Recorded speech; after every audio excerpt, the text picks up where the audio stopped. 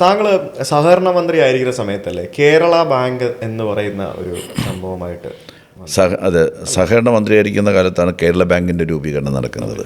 അതിനെപ്പറ്റി ഒന്ന് പറയാം, കേരള ബാങ്കിനെ പറ്റി ഒന്ന് പറയാം. കേരള ബാങ്ക് എന്ന് പറയുന്ന ആശയത്തിനൊരു 5 പതിറ്റാണ്ടിൻ്റെ ഒരു പഴക്കമുണ്ട്. കേരള ബാങ്ക് എന്ന് പറയുന്ന ആശയം മുന്നോട്ട് സജീവമായിട്ട് വരുന്നത്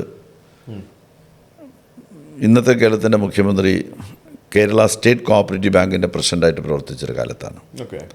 അന്നത് ആശയമായിട്ട് തന്നെ അവശേഷിക്കുകയായിരുന്നു. അദ്ദേഹത്തിന് ഇങ്ങനെ കേരള ബാങ്ക് രൂപീകരിക്കണം എന്നൊക്കെ ആഗ്രഹിച്ച് അതിന് വേണ്ടിയിട്ടുള്ള ചെറിയ നീക്കങ്ങൾ നടത്താൻ അന്ന് സാധിച്ചിരുന്നുള്ളൂ. പിന്നീട് അദ്ദേഹം സഹകരണ വകുപ്പ് മന്ത്രിയായപ്പോൾ കേരള ബാങ്ക് രൂപീകരിക്കണമെന്നുള്ള ആശയം കുറച്ചുകൂടെ ഒന്ന് ജീവൻ വെച്ചു.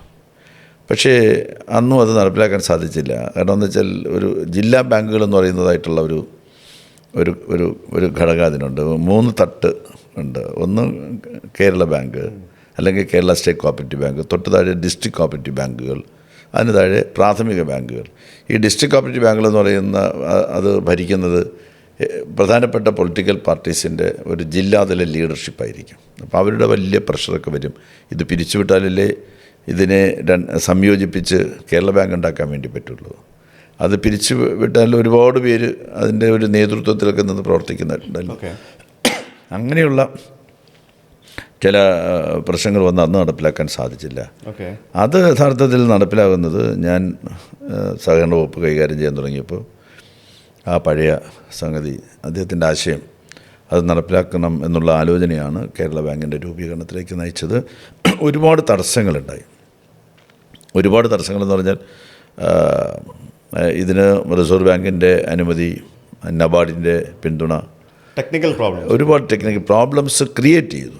യഥാർത്ഥത്തിൽ ഒരു പ്രശ്നമില്ല. ഇവിടുത്തെ അന്നത്തെ പ്രതിപക്ഷം കേരള ബാങ്ക് രൂപീകരിക്കാൻ സമ്മതിക്കില്ല എന്ന നില സ്വീകരിച്ചാണ്. അന്ന് പ്രതിപക്ഷ നേതാവ് കണ്ടിന്യൂസ് ആയിട്ട് കത്തെഴുതുകയായിരുന്നു കേന്ദ്ര മന്ത്രാലയത്തിനും അതുപോലെ റിസർവ് ബാങ്കിനും നബാർഡിനും ഒക്കെ തന്നെ.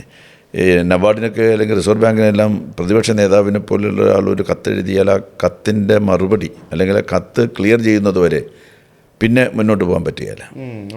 ഒരു ആക്ഷേപം ഉന്നയിച്ചാൽ നമ്മളെടുത്ത് ചവിട്ടിവിട്ട് ഇടുന്ന പോലെ അവർ എടുത്തില്ല. ഒരു അയക്കുന്നയാൾ പ്രതിപക്ഷ നേതാവായതുകൊണ്ട് തന്നെ അങ്ങനെയൊക്കെ ഒരുപാട് തടസ്സങ്ങളുണ്ടായി. 10-21 കേസുകൾ ഹൈക്കോടതിയിലുണ്ടായിരുന്നു. അതിനെല്ലാം അതിജീവിച്ചുകൊണ്ടാണ് കേരള ബാങ്ക് എന്ന് പറയുന്ന ആശയത്തെ സാക്ഷാത്കരിച്ചത്. അത് എൻ്റെ ഒരു പൊളിറ്റിക്കൽ ലൈഫിലെയും വിശേഷിച്ച് കേരളത്തിൻ്റെ മുഖ്യമന്ത്രിയുടെ ഒരു 5 പതിറ്റാണ്ടിൻ്റെ സ്വപ്നത്തിൻ്റെയും മൈൽ സ്റ്റോൺ തന്നെയാണ്.